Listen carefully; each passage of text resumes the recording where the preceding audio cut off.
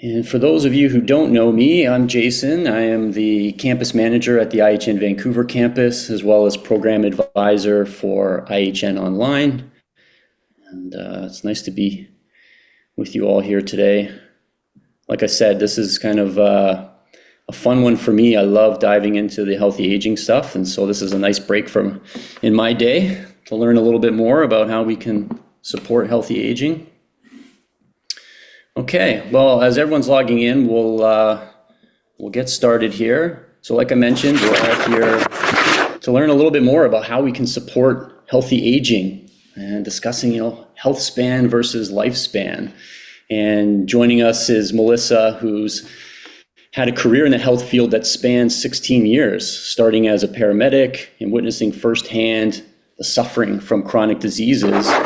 And then with a focus on nutrition and lifestyle, she pivoted to preventative medicine, earning certifications in holistic nutrition, personal training, yoga fit, and behavioral change. And now Melissa owns Make Shifts Happen, where she serves as a performance nutritionist. So welcome everybody. Let's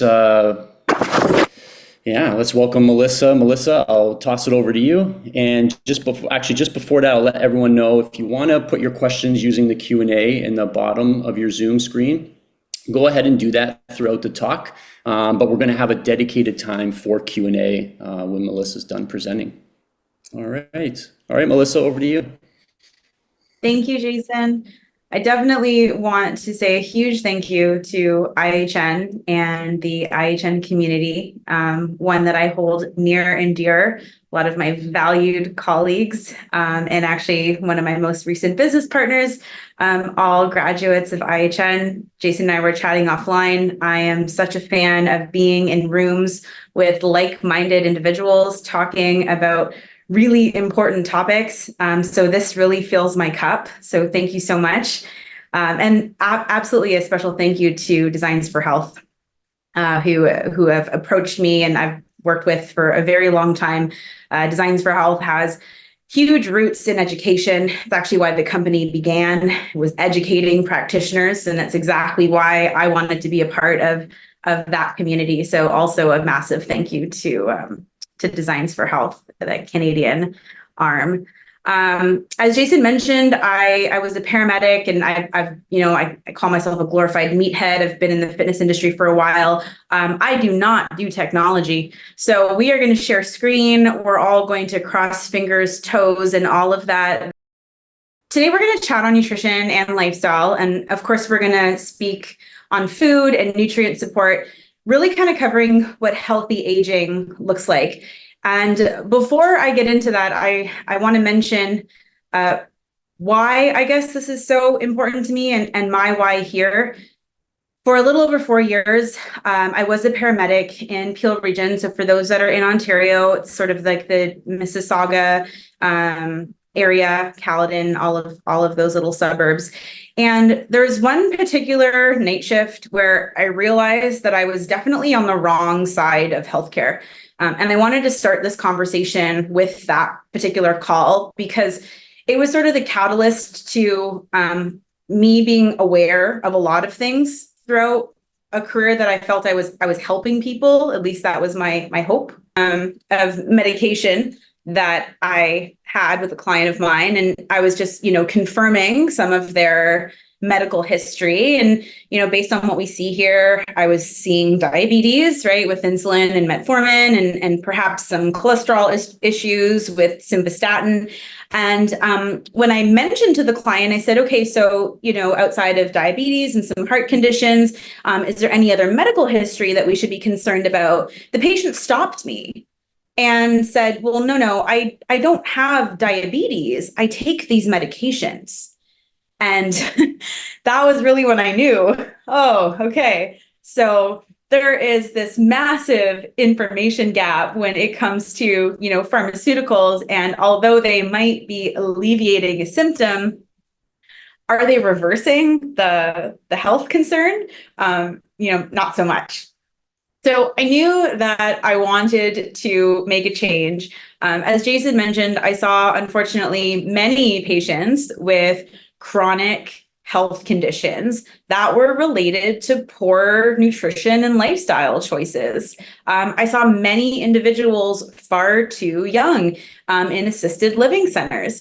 And I do want to give credit to what we've been able to achieve in medicine since, from 1950, let's say, to the 2020s, and this is obviously rising. We have done a really good job at extending how long we live. We're living an average of 47 years. We're now living, to 73 and beyond. So life expectancy has risen. Unfortunately, that last decade of life were spent living sick, tired, and diseased. This really speaks to that concept of lifespan versus health span, like Jason mentioned. What we're going to discuss today is how do we increase health span and vitality. So this is a concept that I coach on with all of my clients with Make Shifts Happen. We focus on action and habit-based change. And my hope today is, I've been to so many really excellent presentations with really excellent data. However, the ability to immediately apply a concept, to take some of these concepts and specifically these actions to your client group tomorrow, that's my hope today. So some of the ways that we coach at Make Shifts Happen is getting to the why, uncovering the why. All of our clients, I'm sure any of you who are practicing, or even if you've done case studies while you're learning, you have clients that come to you with the what. They know what they want to achieve, and the how truly comes out of our coaching style and what we do to support our clients. Why they want to make the change is arguably the deeper meaning and the more important reason to tap into. It's how they stay consistent, especially when life happens. It's how they stay consistent when they have a large goal to achieve or when we are trying to evoke behavior change. So, for this particular topic, I'll share with you my why. Our what is we are going to address how to age healthy, how to increase health span. The how is going to be with a lot of the information and data that I provide and some of the resources and tools. And the why is that patient that I had. It's seeing all of these aging adults not with energy and vitality and enjoying their last years with their loved ones. It's, in assisted care living and in nursing homes. So we are going to focus on 3 aspects of aging: cognitive, physical, and hormonal. And then, like I said, my hope is that I'm going to be able to provide more action and habit-based approaches that are within our scope, of course, as nutritionists, that we can start to work with clients on tomorrow. So let's jump into the cognitive piece. And just so everyone knows, there will be random little memes and funny photos. I am a big fan that if we're not laughing, we're not learning. Hopefully these kind of make you laugh. They're super cheesy, so if you don't, I'm sorry. But there was way too many fish oil memes and funny photos to not add in something here. And I put this for a specific reason, because I'm not going to come on and say, let's talk about fish oil and the benefits of fish oil. I think that's probably going to be a bit more of a review for everyone. We've all understood the benefits of omega-3 fatty acids. We advise our clients to use them. Hopefully we use them ourselves, or we're eating good quality fatty fish. So we all know we should be taking a fish oil. I have 3 non-negotiable supplementation or nutrient support with clients. Omega-3 essential fatty acids are one, magnesium is another, vitamin D is another, and I mainly work with like high performing executives and a lot of youth athletes, and that across the board, those three are kind of like, my prime of nutrient support, and everyone is suggested to take them. However, sometimes they forget to take them or they don't take them consistently. I have never had a client email me or, send me a message on Practice Better after they take a fish oil and say, oh my goodness, I just got so much energy from this fish oil. Like, I can't tell you how my brain is functioning at an amazing level. Like, it doesn't work that way, right? So we don't feel anything and they're hard to take on a regular basis. So we fall off, or we don't feel like they're maybe making a difference, or we wonder whether or not we're even taking enough and whether this whole fish oil thing has any merit. So I really want to focus on a biomarker that we do have a ton of data on, that we do have specific information on in the context of aging, and that is your omega-3 index. We see this associated with a 35% reduction of dying from all-cause mortality, right? Very much related to cognitive and executive function, so brain support. We have a lower, an omega-3 index score has a high with, oh my goodness, I might have had a bit of a stroke. I should probably take some fish oil. A lower omega-3 index score is correlated with a higher red blood cell distribution. So that's an indicator of nutrient deficiency and disease. And it's a powerful predictor of heart disease. And we have an abundant amount of research and data to support this.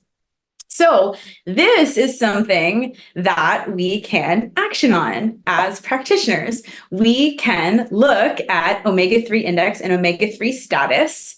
And especially with our clients that love data or want to see that outcome, especially when it comes to staying consistent, this is an excellent marker for us as nutritionists to use. So I want to introduce you to William Harris. He is one of the leaders and experts when it comes to the studies of omega-3 fatty acids, longstanding researcher. He's published over 300 papers on omega-3 fatty acids. He's also the owner and CEO of Omega Quant. So obviously with his research over the years, he has realized how important looking at your omega-3 index is. And, essentially the way that Dr. Harris looks at it is it's a very easy modifiable biomarker that we can adjust by raising our omega-3 levels, where we get to see a reduced risk of mortality. And I want to show you, again, an applicable way to do this as a practitioner. So this is an example of an omega-3 index test, which we, of course, have access to, can be done through dried blood spot. So very easy collection method. And we have, again, data with specific target ranges that show us the greatest health benefits. So when we use a test like this with clients, we get tons of valuable information. The first being, what is our baseline, right? What are we at? This helps to show compliance. This helps to show the quality of your nutritional product, your supplement. And then it also allows us to make an intervention and retest and be able to show the impact that a supplement that, unfortunately, we don't immediately always feel a result from, how it's making a difference to our clients. A slight sidestep. There are 3 aspects when sourcing a nutritional supplement that I think are really important. And you're going to see this theme throughout a lot of the protocols that we go through in discussing, the cognitive, physical, and hormonal protocols we're going to go through today.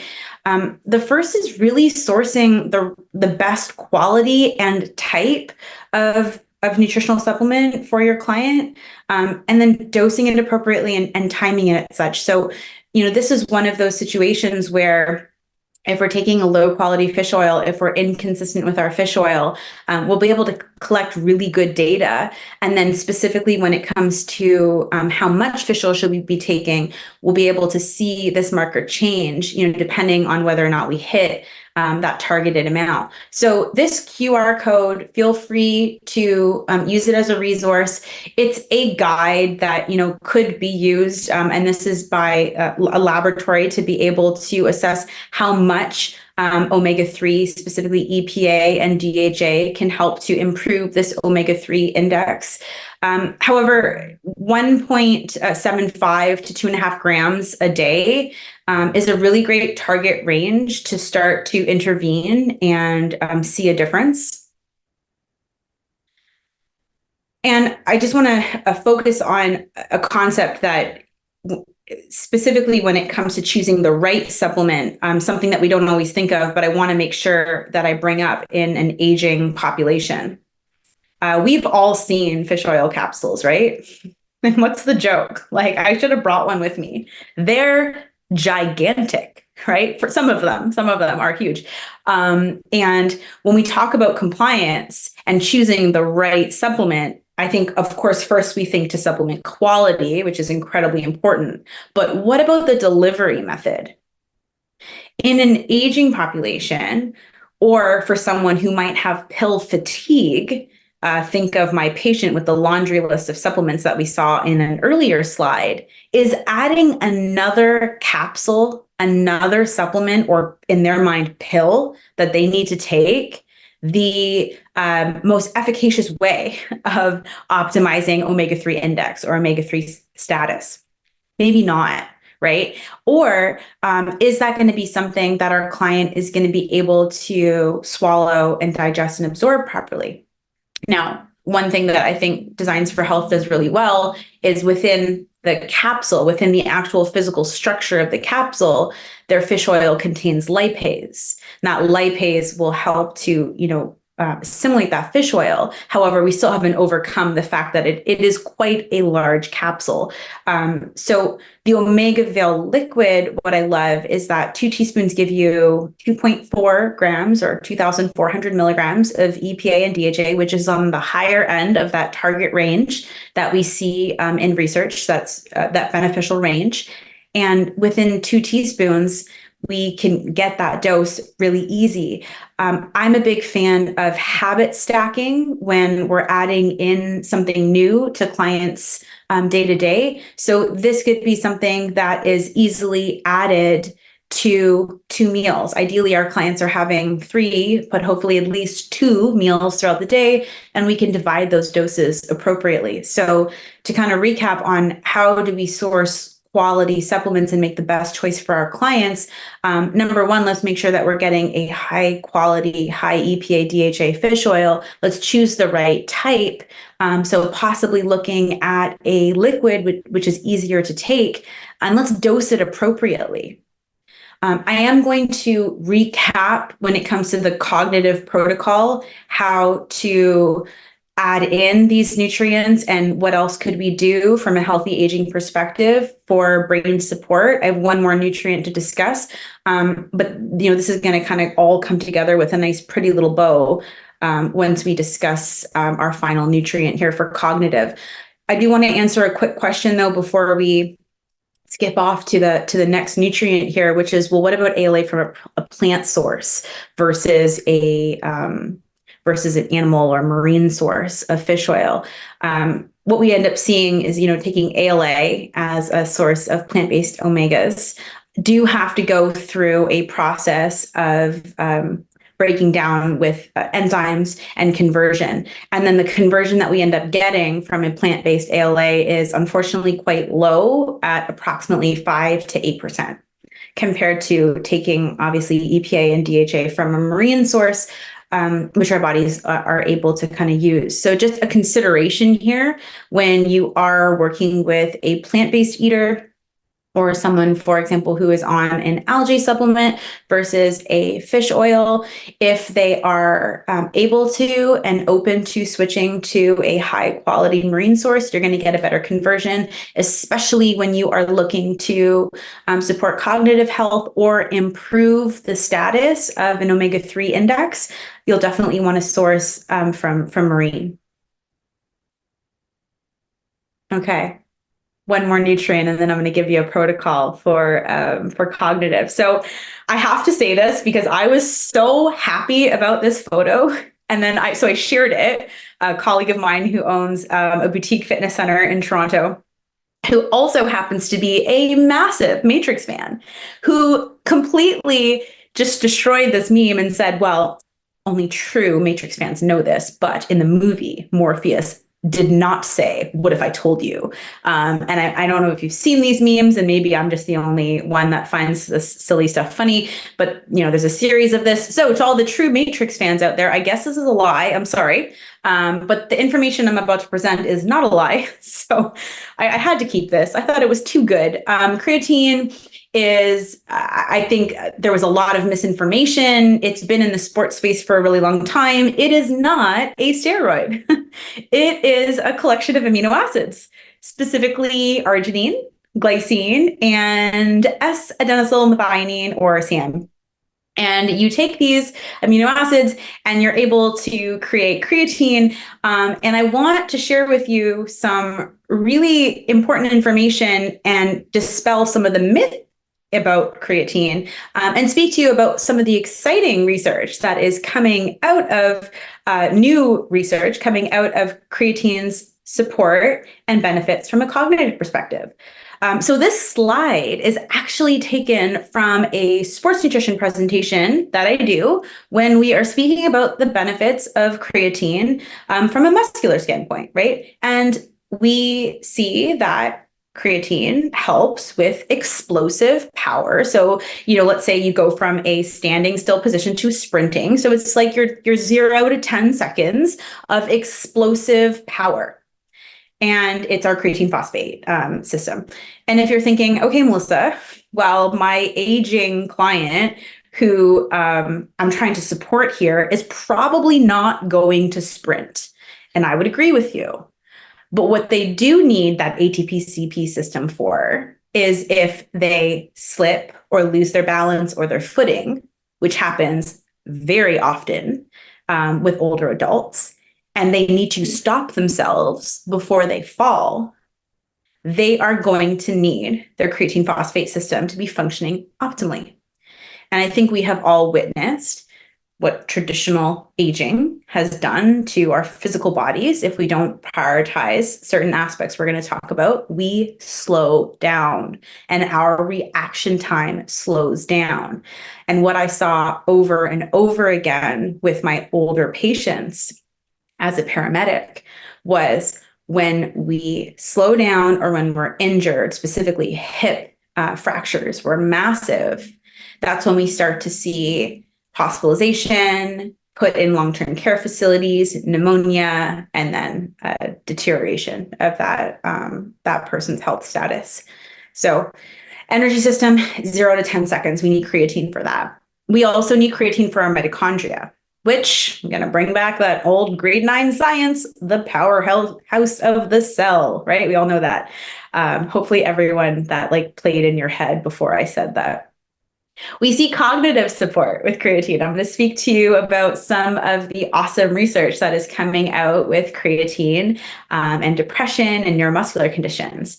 And then another consideration here again is that creatine is predominantly coming from animal protein sources. If you are a plant-based eater, if you are eating a lower protein diet for any reason, but oftentimes just due to low appetite, you are not going to have optimal creatine stores.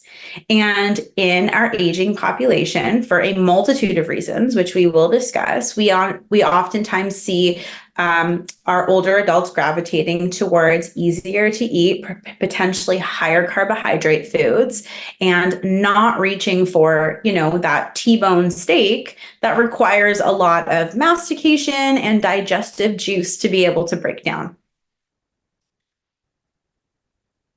just to give creatine its well-deserved reputation back, which it has been one of the most researched sports supplements for over 40 years.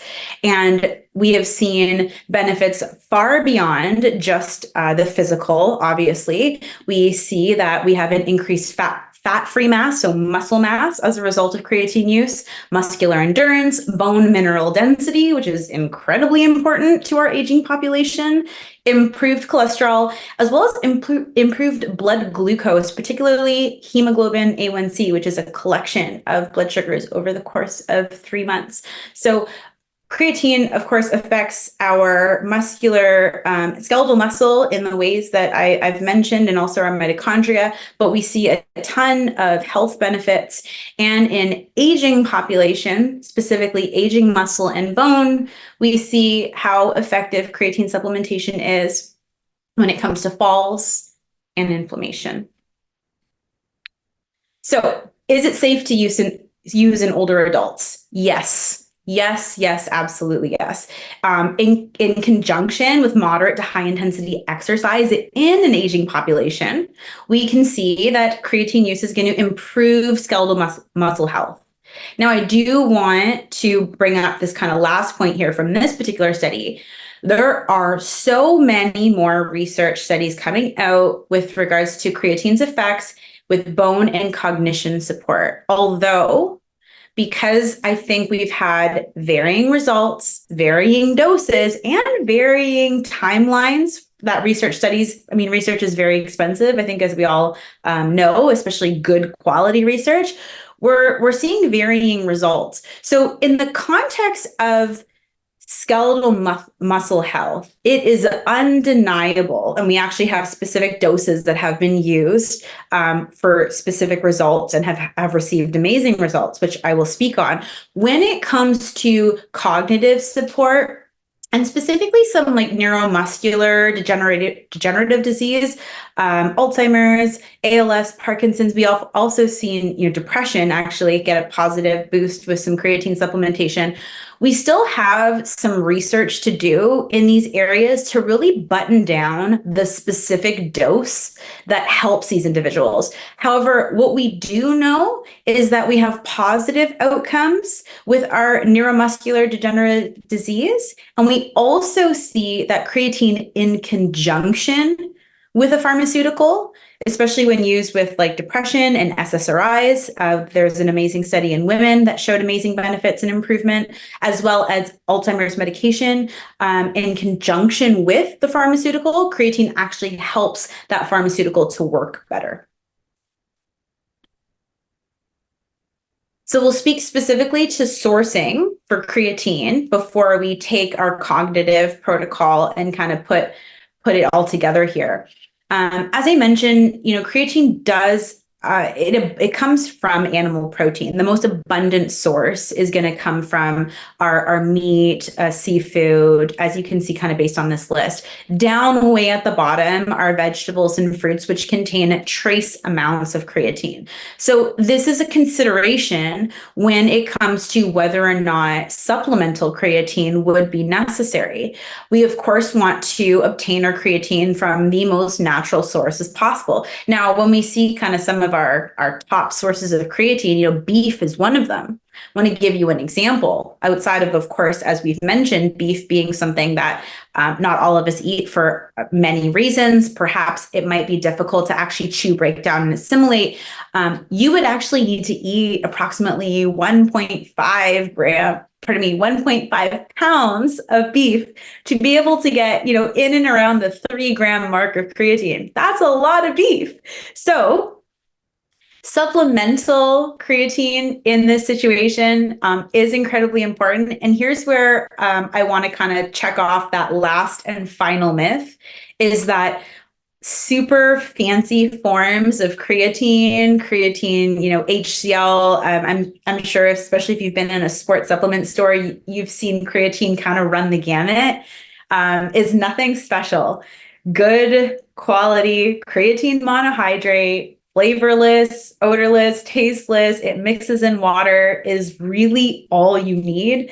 It's the form of creatine that has been researched most and has all of the benefits associated from some of the research studies that I've shared with you today. So nothing super fancy here, really easy powder, no specific loading dose or specific time that you need to take it. You add it into water. It's a great way to get your clients to stay hydrated and get a little bit more water in. And this is just something that kind of can be put into the daily rotation.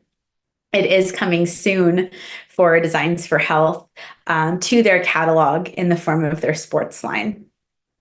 So let's take a moment to focus on the actions as a practitioner to support healthy aging when we're dealing with cognitive support.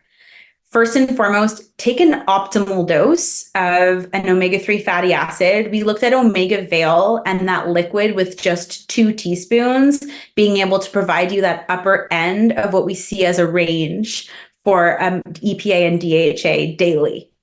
Include wild caught. I call them smash fish. So that's just my abbreviation for salmon, mackerel, anchovies, sardines, herring, cold water, fatty fish, ideally, of course, wild caught. For so many reasons, access to good quality food preference, dietary reasons. We might not be getting enough. Of course, other great ways to get omega-3s would be, fish roe. These are, I don't know many clients that are chomping at the bit to add more anchovies to their diet. So although some good education on smash fish and trying to incorporate those in with meal plans and recipes is incredibly important. Always use a good quality nutrient to fill in the nutritional gaps. If possible, ideally retest your omega-3 index every 3 to 4 months after you intervene. It takes at least 3 to 4 months to start to see any significant improvement. And of course, the idea of the test is to be able to give you some good objective data to hopefully get a baseline and add in an intervention, and to keep the client consistent by habit stacking your fish oil with a meal, ideally divided dose, and keeping that nice and consistent, doing a retest to help to show your clients the improvements that they can make by staying consistent, especially on a supplement that we don't often just immediately feel something. And then lastly, from a cognitive support standpoint, and especially from a neuromuscular or skeletal muscle health standpoint, so underrated, creatine monohydrate. I think creatine is going to be one of those things that has kind of like a resurgence and comes out from just the sports space to the longevity and health span space with all of the amazing information that we're finding out about creatine and its additional benefits. And obviously with that will come more information on buttoning down that specific dose for cognitive support. But we know from our neuromuscular and skeletal muscle standpoint, 5 grams of creatine monohydrate and let that ride on a daily basis. Okay, another topic that's near and dear to my heart. And I'm not just talking, I called myself a self-proclaimed meathead, having been in the fitness industry and obviously loving and having a passion for fitness. But I want to take some time to just share some really staggering information when it comes to muscle loss or sarcopenia. I think what's most impactful about this photo is that the size, I'm assuming we're looking at an arm here based on the fact that there's an arm on the left. And then we see kind of like the 2 different muscles, the healthy muscle mass on the left. And then, clearly the skinny fat. I'm sure, we've heard that term before. They are the exact same size arm, right? You all see that? The size of the arm has not changed. So when we look at this human is like possibly the same size, but something has changed. The size of the muscle has changed. I actually had a client look at this photo and ask me, Melissa, what are like those lines in the muscle on the right hand side? I think we've all seen a marbled steak before. The same thing happens to our muscle. So my concern as a nutritionist is not that my client is we can deal with over fat, right? Which is obviously not, we know how important having a healthy body weight is. But an under muscled client, in my opinion, is a bigger concern, especially in the aging population, than an adequately muscled potentially has some body fat to lose. Because after the age of 35, and we're going to see this in some research in a couple slides, we are not maintaining, we are losing muscle. Okay, so that's going to be a concern for me. I can help you lose body fat, but if you're under muscled, that's going to take some serious work. And I mean, the slide kind of gives it away. We have two ways to stimulate muscle protein synthesis. We can do that by exercising, a specific type of exercise, and we can do that by getting adequate dietary protein. So I think the big takeaway here is that we have sarcopenia, which is loss of muscle mass, which is incredibly important in the aging population. There's something else we're going to discuss, which is dynapenia, which is the loss of muscle strength. And we'll talk about why that's important. So I've just collected some data, just a bunch of data that looked at muscle mass loss and muscle strength loss. There's a couple of averages here. Firstly, the average age is approximately 35 years of age, where we start to see a decline of both muscle mass loss and muscle strength loss. And we see this decline at an average of approximately 1% per year. So after the age of 35, 1% per year, we're losing muscle mass and we're losing muscle strength. And this is kind of my whole, it's not just because I've called myself a self-proclaimed meathead. I love the study and I love the chart. So there's a link there if you'd like to kind of dig into the meat and potatoes of this really well done study. But skeletal muscle mass is not just affecting the aesthetic changes to our client that obviously we would see. It is going to affect inflammation and brain and cognitive function. It is going to negatively affect our ability to tolerate, have insulin sensitivity and improve glucose tolerance. Protein metabolism, of course, and mitochondrial function is going to downregulate. So skeletal muscle mass is just one aesthetic change that we see affecting a ton of downstream body systems. And there are tons of correlations between decreased muscle mass and cognitive function. So the cognitive protocol and what we're about to discuss, they kind of go hand in hand. If you're trying to affect one, you ideally should support both. So I apologize. There's going to be like maybe 3 slides here of research overload, but I really want to paint a clear picture here.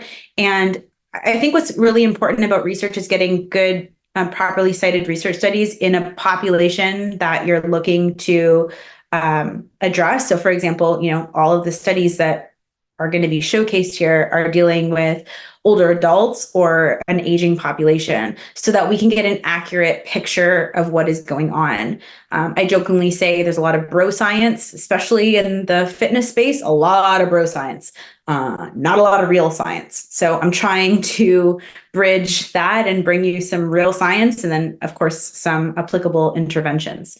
Sarcopenia and mortality in community dwelling older adults. We saw that sarcopenia was associated with an increased risk of all-cause mortality, again, dying from everything, of approximately about a 37%.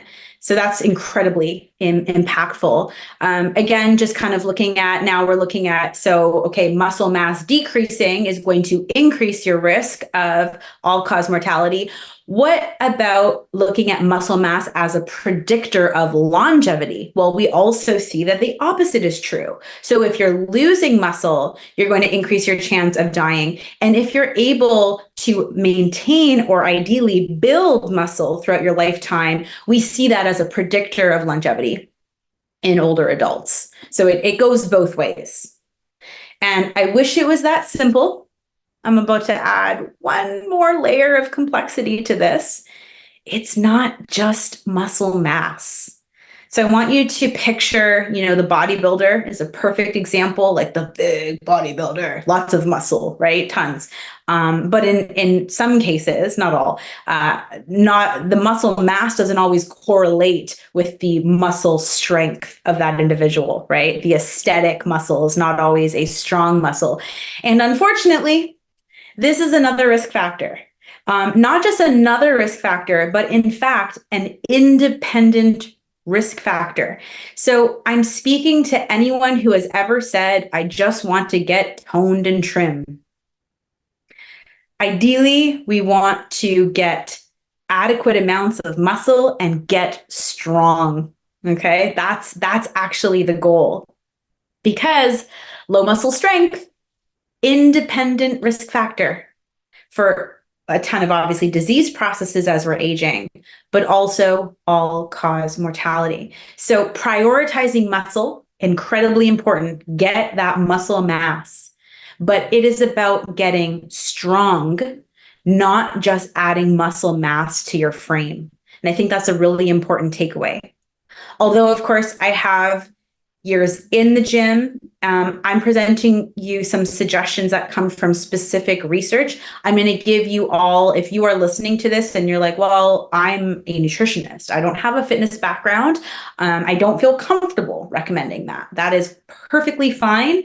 We have an opportunity to educate our clients on the importance of muscle mass and muscle strength, advise some ways to incorporate in, which I'm going to show you in a moment, some ways to incorporate in some resistance training or perhaps some movement. And then we look like rock stars when we create a referral network, ideally of strength coaches that work with this population that we can refer our clients to. And that's truly, and this is why I love being in these rooms. There might be someone on this call who's also a strength coach and in the nutrition space.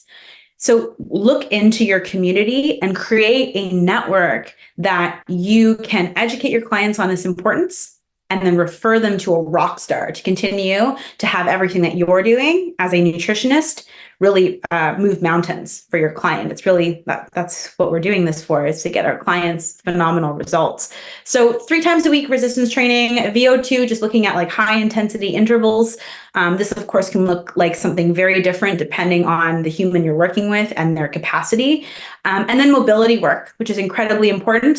And this is different than flexibility. Mobility allows you to have a strength in all ranges of motion of the joint, which is incredibly important to keep you getting out of bed, being able to use the bathroom independently. So this is kind of my suggestion from a strength coach standpoint and what you should be looking for as a nutritionist, creating a referral network. I do have some information on, as a nutritionist, what we can do. But first things first, from a sarcopenia and dynapenia perspective, our responsibility is to be aware that our aging population is going to require support here, and to have a referral network of strength coaches that understand movement mechanics, that work with an aging population. If hopefully they're in your area, go and do a training session with them to get a good general sense. I have a couple of people that work virtually with my clients that I refer to, and a couple of people, I'm here in Ottawa, Ontario, that are local, that I can refer my clients to locally if they happen to be there. So if this is something that you have as a part of your network, this is a great opportunity, especially if you are working with aging adults. We can, of course, suggest group fitness classes. One of the most important things is that movements are done effectively and safely. So group exercise classes are a great way to do this. Okay, I want to blitz through this because in typical Melissa fashion, if you haven't seen me already using my hands, my Italian heritage has me talk a lot and gesture a ton. So I'm going to make sure that we get through all of this so we have enough time for questions. If any of my clients were watching this, they would be rolling their eyes right now because I speak ad nauseum on protein, dietary protein, and its importance. So let's just speak specifically to the aging population because it's actually a little bit different than our younger client base.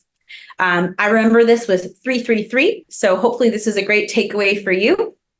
3 grams of leucine. Ideally, we want main meals, 3 main meals spread out between 3 times throughout the day.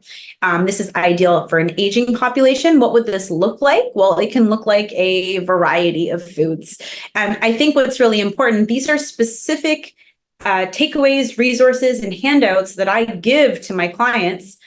Bless her heart. I'll always remember her, a client who sent me a message with a bowl full of blueberries and wrote #protein, right? Really good intention, really good source of antioxidants and fiber and vitamins, not really abundant source of protein, right? So as a coach, it's important for us to provide the resources and tools to our clients so they understand how to incorporate in protein, what is a protein food, and these are examples of resources that I use on a regular basis with clients when speaking about protein. Now, let's speak to, that was type and total for the most part. Let's speak about timing because I couldn't leave the study out. It is, I think, my most favorite research study. I love it because it was initially done in mice. So rodent model that was then translated to humans and they saw the same effect. Yay. They used older women, which was awesome. And what I think is so fascinating is we all understand circadian rhythm. You know, we rise and fall with the sun.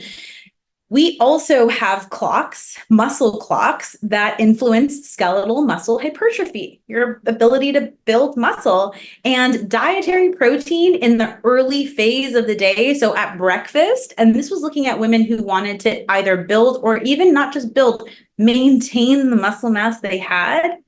Protein in the morning was particularly impactful for this population. And what I love, these researchers knew that you need to look at muscle mass and muscle strength. They looked at muscle volume and muscle health and grip strength. So amazingly well done study, looking at the right population, looking at the right markers, and really awesome information. So for those that are skipping breakfast in the morning, for those that are not hungry in the morning, this is an excellent case for not only having breakfast, but having a high protein breakfast at that. I think worth mentioning again, which we kind of, skimmed a little bit, but I want to take a moment to double click here, is that hunger, ability to chew and break down tough proteins, hydrochloric acid, B12 intrinsic factor, all of this starts to decrease with age. So it's incredibly important, again, for us as coaches to be able to provide our clients with the tools and resources to be successful when it comes to optimizing their protein. And this, I thought, was really amazing, is that what we see in nursing homes and hospitals in older adults, that essential amino acids were actually more effective at improving muscle strength than dietary protein. And I personally think it likely has a lot to do with what we discussed on the previous slide. If it's hard for you to chew protein, if you don't really have the hunger or drive to eat protein, so you're not gravitating towards those foods, that's going to be difficult. And it's all well and good for us as coaches to say, hey, Melissa, you should really increase your protein. But we need to make this something that I can be successful at doing. So essential amino acids in the form of a powder are palatable, really easy to take. And again, what we've seen in certain populations, actually more effective at improving muscle strength in those older adults. If you're thinking, oh, cool, yeah, I've seen like branched chain amino acids, same thing, right? We're going to pause and say absolutely no. Unfortunately, sports supplement stores are still selling branched chain amino acids. They're still incredibly popular. And I'll save you the research. Please read Dr. Robert Wolf, phenomenal researcher. But what we've seen is that branched chain amino acids alone, even when given through intravenous, are not effective at maintaining muscle protein synthesis. So I want to show you some green flags and red flags when sourcing amino acids. Something that's really important. So this is actually a screenshot of the essential amino acid powder, the amino acid supreme that I just showed. So big check mark, big green flag. We see each amino acid broken down with a milligram dose. Big green flag. We see 2.5 grams of leucine, which means a scoop and a half easily satisfies the amount of leucine needed for an older adult to stimulate muscle protein synthesis. And we see, natural flavorings, which are also, again, a big green flag. I want to take a quick moment to show you an example of a product that we might have some difficulty dosing, for example. So when we see a proprietary blend, which if you see the supplement facts panel, leucine, isoleucine, valine, like all of these amino acids listed with a 1,000 milligram in a capsule, a 1,000 milligram serving. Well, how much leucine is in that proprietary blend? We have no way of figuring that out, short of, I guess, contacting the manufacturer. So when you're sourcing an essential amino acid, look for one that does not contain a proprietary blend where you can see the amount of specifically leucine and to make sure that there's appreciable amounts of those other essential amino acids. Because again, the right supplement includes the right dose. And we know that for aging populations, we're looking for at least 3 grams of leucine. So be sure that your supplement reflects that. So here's how we can intervene as nutritionists and how we can prevent sarcopenia and obviously dynapenia through referrals to a good strength coach. We can support muscle mass by incorporating in at least a gram per pound of protein, supporting digestion, providing the resources and tools for meal prep and meal planning, and filling in, again, the nutritional gaps with a quality supplement, which we also have seen that essential amino acid powders in some cases, in fact, work better. Okay, last one. I'm going to leave you all with this. No, I'm kidding. I had to. We do not even have the time to talk about the steroid pathways. And obviously, this is not a comprehensive hormone. This is a talk to the aging process. And I want to address the hormonal component because unfortunately, I see 2 things with my aging clients. One is that we see everything obviously declining and we need to support. And I'm seeing more and more, especially in a female population, younger clients that are entering these menopausal years. And this is something that we can absolutely help to support and help our clients have more vitality and energy. So when it comes to estrogen, we have estrone, which is our primary estrogen in that's produced in menopause, and then estradiol, which is our main kind of like in our menstruating years, the form of estrogen that we see circulating, and then estradiol, which is during pregnancy. And I think the biggest takeaway here when we're speaking to kind of estrogen and menopause and during this particular time is that the ovaries are not producing the same amount of estrogen and the adrenal glands start to assume that responsibility. And that's one of the big takeaways when it comes to our protocol and how we can really help to support our clients, because we see a ton of symptoms and physical changes in menopause. And these that you see here on this slide are specifically related to the drastic, stark drop in estrogen, because of course, our primary estrogen factory is no longer making estrogen. And the adrenals, by the way, had another job before they had to make all of this estrogen. So how can we help to support some of the symptoms that our clients are feeling during a perimenopausal era? Well, phytoestrogens are a phenomenal way to do that. And I want to show you some phytoestrogens through food that are incredibly effective and safe to use. We have so many foods at our disposal that can help to support this drop. And I mean, I've listed some of them here. Really good quality whole foods that we can start to meal plan and suggest for our clients during this time to add more of easily into their meals or into smoothies.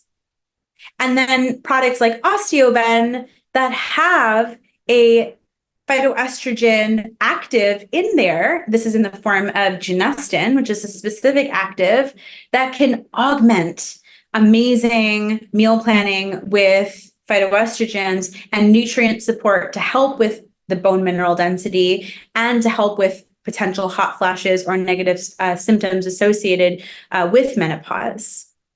This is also a massive kind of kudos or tip to resistance training, which is another great way to support bone mineral density and to help with some of these hormonal changes.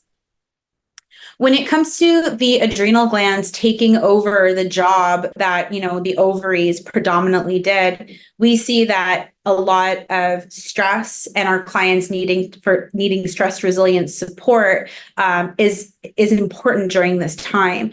And I want to speak to adaptogens and their role in the stress response, because in 2024, I think we all understand that stress reduction is not very easy. We want to help our clients become stress resilient. And adaptogens do a great job at providing stress resilience. You can see here that we have a stress response, which is what would happen, without adaptogens, an initial massive peak of adrenaline and catecholamines, and that eventual downswing where we start to feel exhausted and tired. Well, with the addition of adaptogens in that stress response, we start to mitigate some of these massive swings up and down and provide the body with a little bit more homeostasis. So when it comes to a protocol for a person within those perimenopausal or menopausal years, stress resilience is the focus here. HPA axis support with the form of adrenatone, which is the adaptogen formula, resistance training to help with bone mineral density, phytoestrogens in food, as well as osteoben, a product that contains a non-soy sourced phytoestrogen to work as an augment to the food that we're adding, is an amazing 1-2 punch to support some of these negative symptoms and provide your clients with a little bit of relief during this time and change in their hormones. And this is my last slide, and I apologize. I hope we'll still have a few minutes, and I'm happy to stay for questions and to continue this conversation. But I just want to leave you with this final slide. We've covered cognitive, physical, and hormonal support, 3 areas that affect the aging population that, as nutritionists, we have a lot that we can do to support. However, there's something even more significant that's affecting our clients who are aging, and I would argue a lot of our clients today, period. This increases a person's risk of premature death. It actually rivals statistics on smoking and obesity. It has a 50% increased risk of dementia and other cognitive neurobehavioral conditions like depression and anxiety or suicide, heart disease, stroke, hospitalization, emergency department visits. All of these situations increase with this one factor. And that's loneliness. So I think this is to leave you with a concept, and also another kind of, yes, I am incredibly appreciative that we're all here in this community chatting. We lose that while we age. And that's a bigger conversation, and I think a bigger problem. And I think this is where having a team is an incredibly important piece. Some of the suggestions that I mentioned, like the group fitness classes or connecting with other professionals and supporting your client, will help to provide the sense of community. But I do think that this is something for us as practitioners to keep in mind and to try our best to support our clients with how significant this one risk factor of loneliness or a lack of connection and community actually is. So I'll leave you here with our final, oops, it's not letting me switch over to our final page, too funny. With our final page, which is just to say, thank you. The team at Designs for Health has a code that I'll actually pop it into the chat. I'm not quite sure why it's not letting me switch over here, but a code that any practitioner with an existing account to Designs for Health. We've covered a lot of supplements that are part of the protocols that we discussed here today. You actually get a 15% promo code that gets put on top of your practitioner pricing. So they've been kind enough to share that with you. I'll go ahead and add that into the chat so everyone can take advantage of that if you do have an account, and then I'm here to answer any questions if you might have any. There's the code right there, but I'll just go ahead and add it into the chat right now. Awesome. Thank you, Melissa. I found myself doing a lot of nodding and smiling during the presentation. I was like, yep, Just had that conversation with someone the other day about protein in the morning. Yep, Busting myths about BCAAs. Yep. Yes, the BCAAs. Yeah. Hopefully there's some takeaways. And then, like you said, I think a lot of it too was like, yes, that reminder, that little like validation of like, I'm going to continue on this journey to educate on protein and to get my clients having breakfast in the morning, because it's shifting paradigms that they've been in for so long. Totally. I mean, I was just talking to a woman who's in that perimenopausal stage, and like she's so focused on intermittent fasting and like not letting go of it and doing fasted workouts and like, exactly what you're talking about, like talking about the importance of protein in the morning and just trying to kind of like shift that belief system, right? So yeah, it's fascinating stuff. So thank you for sharing today. Oh, you're most welcome. To anyone that missed that flash there on the screen of the code, I went ahead and threw that into the chat, and I guess I'll open up the chat. Yeah. So how about I'll read some questions to you, and I'll kind of work. We'll hang around for another 10 minutes or so if people are available to hang around. And I see that we got a bunch of questions coming in, but we'll start kind of with. A couple questions around creatine, which I know we talked about kind of near the beginning of your presentation. So is creatine safe for a male youth around 14 years of age? And if so, what would be the best dosage? Yeah, that's a great question. Hockey season we're all Canadian, I imagine, here on the call. It's off season has begun, and that's a big population. I'm going to start to work with their off season hockey players. So what I will say is this, I always like to focus on food first, and to my youth athletes specifically, they get to earn their supplements because they are the first to ask about creatine. Hey, can I try this, coach? Can I add this? Yet when you look at their food log, they aren't eating at all. So I will say this, definitely encourage your youth athletes, or even if these are, your children in recreational sport. Remember, beef is an amazing source of creatine. Grass-fed beef can satisfy, especially for a 14-year-old body, a lot of your creatine needs. Creatine use, again, studied for over 40 years, incredibly safe in aging adults, in healthy adults.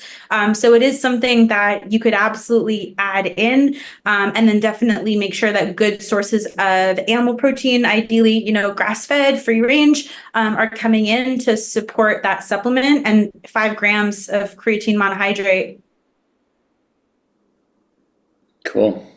And then a couple things regarding digestion in creatine. So someone mentioned that in the past, they found it caused quite a bit of bloating, wondering how they can prevent this. And then someone else asked about sensitive digestive systems having issues with creatine. So maybe we can speak a little bit about that. Yeah. So one of the myths I alluded to it, but I might not have done it justice, is the whole like you take creatine and you turn into the Michelin Man, like you bloat. And although creatine can draw water and we can help to better hydrate and volumize the cell, provided and I think a lot of this kind of bloating and digestion issue might have occurred with that typical, I'm going to load a dose, like an exceptionally high dose of creatine for, 14 days and then get down to my maintenance dose. I think what we've seen now is that it might take a little bit longer to get creatine stores up, but you can just take your 5 grams and, like I said, just kind of let that ride versus addressing a loading phase that might cause a bit of gastric discomfort. And to those that are taking 5 grams and are like, well, I still didn't, feel so hot on that.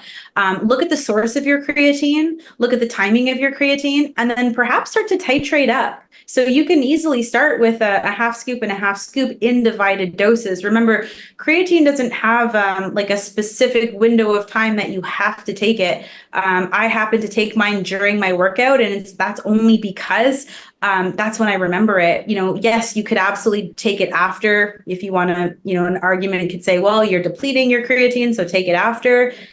Sure. You absolutely could take it when it works and slowly build yourself up if you're finding that you're having some discomfort with it. Awesome. Okay, I'm going to combine a few questions here around the omega-3 index. So I guess who do you use for diagnostic testing with omega-3? And then adding on to that, I guess that's someone else asked, like, can we as nutritionists order it, or does that have to be through a different healthcare practitioner? And then finally, with regards to the index testing, does it differentiate between EPA and DHA? Good question. So who do you use? Can we do it? And differentiating between EPA and DHA?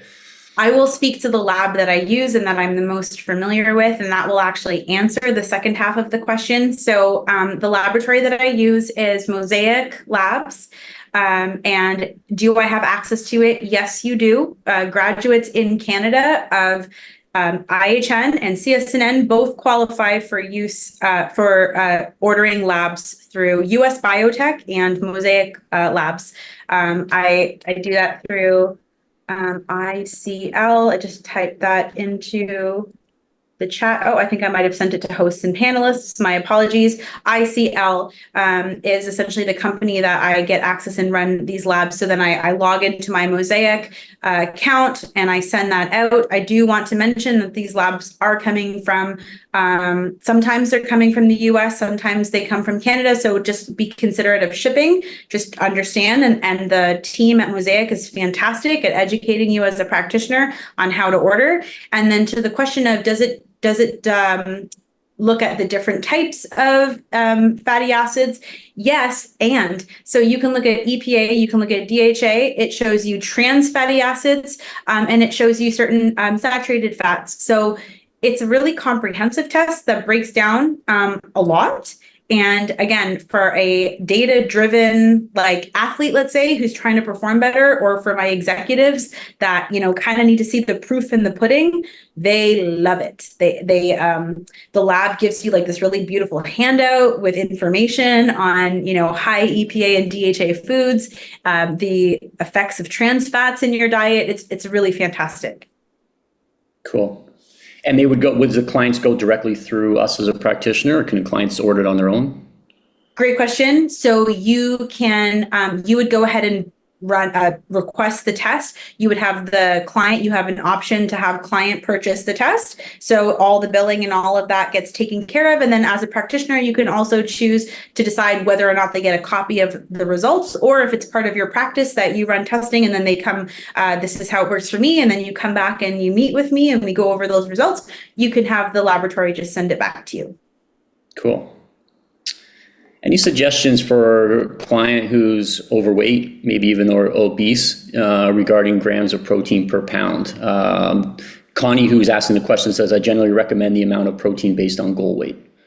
Yeah, that's a great point, Connie, and I really like your strategy there. So I'm working with an individual who is 310 pounds currently, and we have the ability to run an in-body bioelectrical impedance body scanner. It's not the gold standard. It'd be great if I had a DEXA scan, but like, why would I spend the money on a DEXA? It shows me fat mass versus muscle mass. And the target protein for my clients that have a lot of body fat to lose is closer to what their ideal goal body weight is. Or if they're not sure of what that is, or it's been many years, I look at what their lean mass is and I try and factor at least 1 gram. And sometimes I even go a little bit higher to 1.2 or 1.5 25 grams of lean body mass. For those that are unfamiliar with the InBody, these are available at most fitness centers. And if they're not available as a part of the membership, it's a very low cost. So it's just one great way to look at body composition. And then what I do with that client that has a lot of fat to lose is we don't just use the scale. We try and use the InBody, or we're doing circumference measurements in conjunction with scale weight. Awesome. Any contacts in Ottawa to help someone with mobility? Yeah, I absolutely do. I can share. How would they like that information? Maybe you could email that to me, and then I can. Okay. Yeah. Yeah, I can. Anyone that wants that, I can share that. Yeah, happily. And again, like flexibility and mobility, two very different things, right? You can be hyper flexible, like very flexible, and have absolutely no strength in that range of motion and get hurt. So mobility is incredibly important. Well, thank you, Connie. And while we're on that note, like where can people follow what you're up to? Absolutely. The best way to find me is through, you can absolutely email me, but as I've mentioned here about community, I am big in community, so make shifts happen. I'm just typing and talking and not doing a good job. Make shifts happen, and is how you can find me on Instagram, or you can reach me here. I'll just throw my website into the chat. Right there. Perfect. And I'm sorry if I didn't get to every question, but we'll do one more question and then we'll kind of close the chat. But any recommendations for muscle soreness from resistance training with someone who's dealing with fibromyalgia? So I go right back to my non-negotiables and make sure that we've got magnesium on board and we've got a good quality magnesium. If we were to get like super specific, magnesium malate, I really love. For chronic fatigue or any like type of fibromyalgia. So perhaps try a blended magnesium. I was like, really, one thing I've changed my mind about, I'll say this, is like I was always magnesium bisglycinate, phenomenal form of magnesium, but I'm playing around with some of the blends now, orotate, aspartate, malate, ideally all of them. And I've been getting really great results. Awesome. Cool. Actually, I'll sneak one more in here about, because we talked a lot about fish and someone's wondering about a vegan source. So I'm assuming like an algae, maybe. Yeah. An algae would be the option there.